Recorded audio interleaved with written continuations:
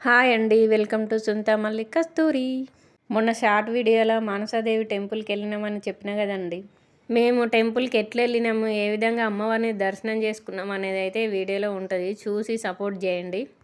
Karimnagar bus stand నుండి కాసింపేటకు bus ఉంటుందని చెప్పేసి మేమైతే బస్టాండ్లో దిగినాం. కానీ మేమైతే 1.5 అవర్కి ఎక్కువనే వెయిట్ చేయాల్సి వచ్చింది. బస్సు వచ్చిందని సంతోషపడాలనో ఏం చేయాలనో మాకైతే అర్థం కాలే.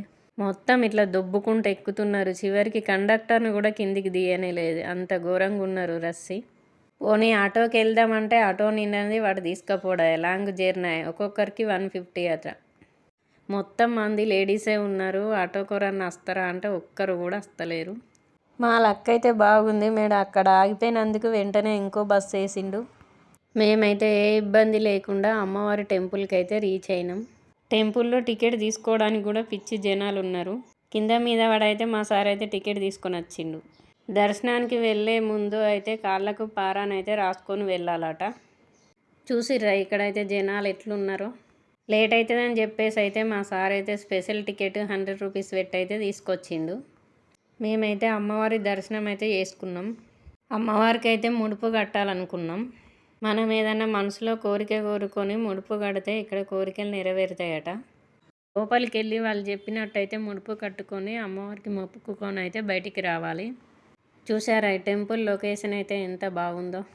మేమైతే చాలా రోజుల నుంచి అనుకుంటున్నాం వెళ్ళాలి టెంపుల్కి అని. కానీ ఇప్పుడైతే మొత్తానికి అమ్మవారి దర్శించుకునే భాగ్యం అయితే కలిగింది.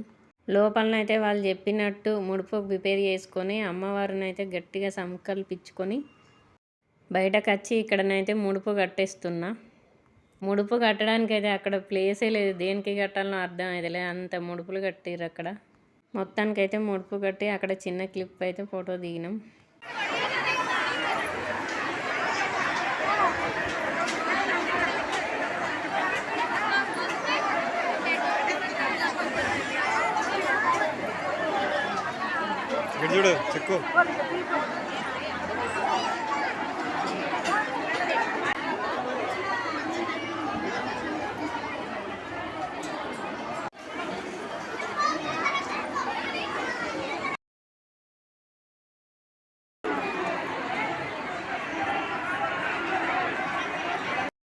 అమ్మవారి దర్శనం అయితే కంప్లీట్ చేసుకొని ఇక్కడైతే పులిహోర ప్రసాదం తింటున్నా.